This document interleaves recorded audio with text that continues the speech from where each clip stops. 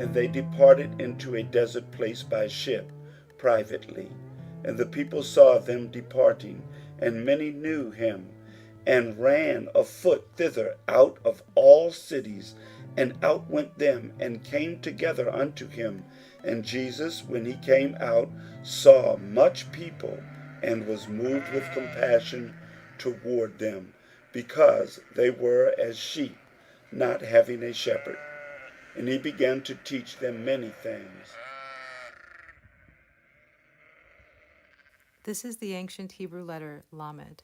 It's a picture of a shepherd's staff, and it's used in Hebrew words to mean shepherd, lead, direct, and also protect. All things that you see a shepherd doing for his flock. The Creator wants us to know him as a shepherd, so he calls himself El. That's an Aleph and a Lamed in Hebrew. By the letters, his name El is a picture of a bull, which is used here to mean chief, and the Lamed, which is used here to mean shepherd. So he is the chief shepherd.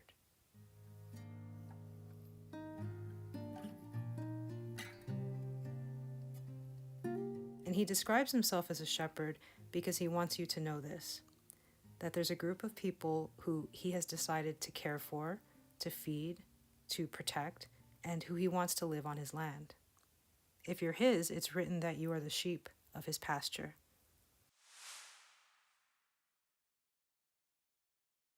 If you know a little Hebrew and a little Paleo Hebrew, the verse that we heard at the beginning of this episode is pretty cool. It says, he saw the people as sheep without a shepherd, and so he began to teach them. The word teach in Hebrew is lamed. So you have a picture here of sheep without a shepherd, and Yeshua, the good shepherd, who lameds the people. He teaches them. Our understanding of teaching today is a bit different from this concept. We consider someone a teacher if they have a lot of knowledge on a subject and they take that knowledge and share it with others. But we can see from the ancient Hebrew letters that Father's concept of teaching is guiding someone or guiding a group of people along a path, the same way a shepherd guides his sheep.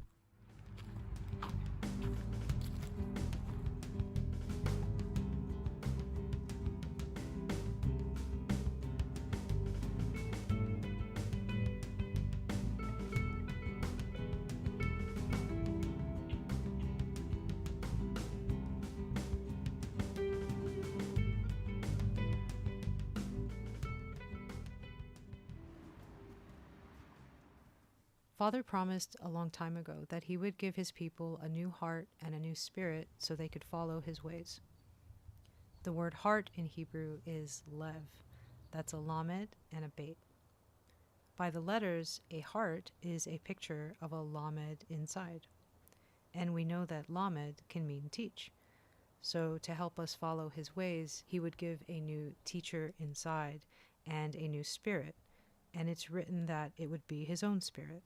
If you read how Yeshua described the spirit that was to come, you'll see the Paleo word lev in what he's saying.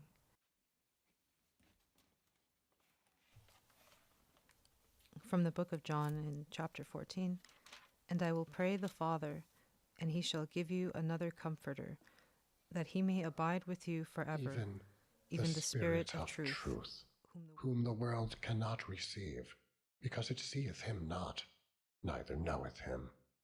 But ye know him, for he dwelleth with you, and shall be in you, the Comforter, which is the Holy Ghost, whom the Father will send in my name. He shall teach you all things, and bring all things to your remembrance, whatsoever I have said unto you.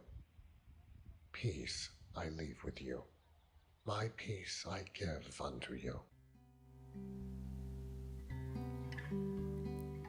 This was the Good Shepherd leaving his people with a shepherd or a teacher inside to help them get to where he went.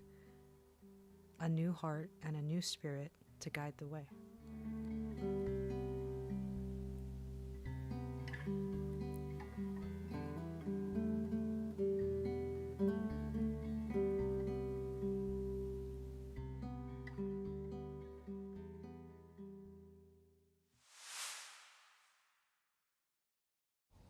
All right, so here we have someone claims they found it. Is that true? True. Well, you can find paleo. It's anything with enigmatic writings before the flood. Pretty much is paleo. That's as enigmatic as it gets. That's pretty enigmatic. What's that damage on the side? Broke? Seems to be smashed or torn off or something. Yeah, probably messed up and it fell into the kiln or something. But anyway, real or fake? Look at the letters, and we took it into the decoding room, right? Yeah. Well, I recognized one name immediately. You recognize the name, and that's what you came up with. Yeah. So that's Leah. Leah. And there aren't too many verses about Leah, so I looked at them all. And there they are. It seems to match up with this one about her first son.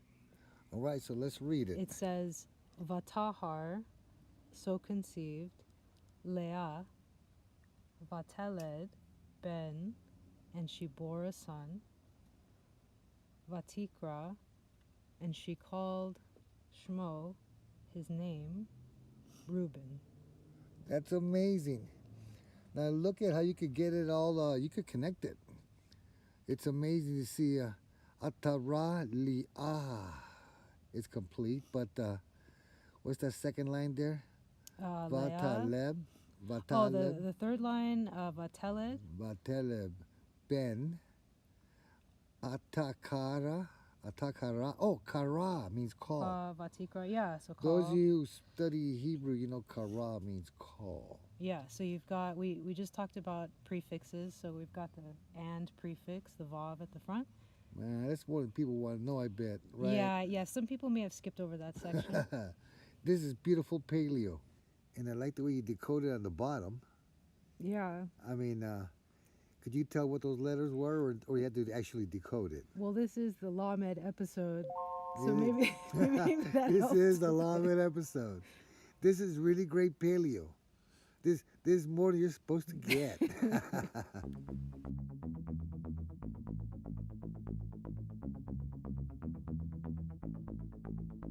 The letter Lamed is used as a prefix in Hebrew to mean 2 or 4. One way you can remember this is if you had a stick with a hook at the end of it, you could use it to bring stuff to you.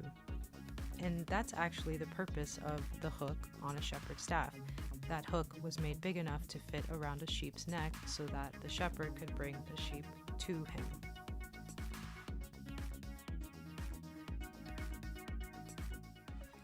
The use of prefixes and suffixes makes Hebrew easier to understand than English sometimes. You're probably familiar with the phrase, after my own heart. Father uses that to describe King David, and he also prophesies through Jeremiah that there are days to come when he will send shepherds for Israel who are after his own heart. In Hebrew, after my own heart is actually just a single word. It's the word lev, with a yod at the end for my, and a kaf at the front for like, ki libi, like my heart. Another example of the simplicity of Hebrew, this time with a lamed prefix in it, is at the end of the book of Daniel. After he's shown all of the visions, the angel tells him, "But you go your way until the end." In Hebrew, that statement is actually just 3 words. Ve'ata lech leketz. That's the vav prefix for and, atah for you, lech, one of our favorite words in Hebrew, for go, the lamed prefix for 2, and the word kates for end. And with that, we've come to the end of this episode. Next up is the letter mem, and we'll be looking around here for some of those handy artifacts in the meantime. See you guys.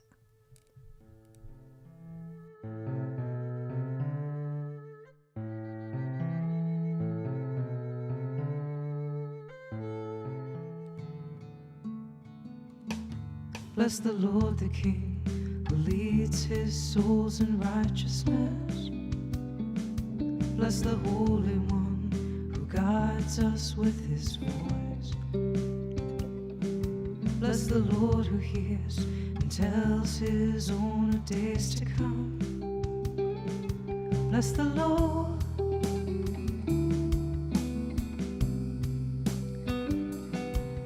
For his name is great. He's the ruler, the mighty God.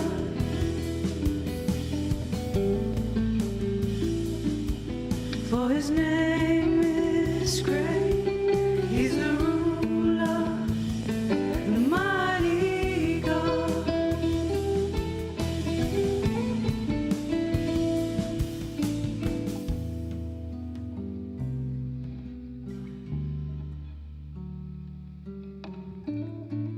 When I look up, behold your heavens and the work of my God, and know your kingdom's coming down.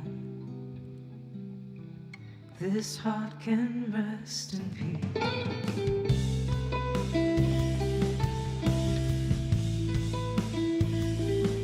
Bless the Lord.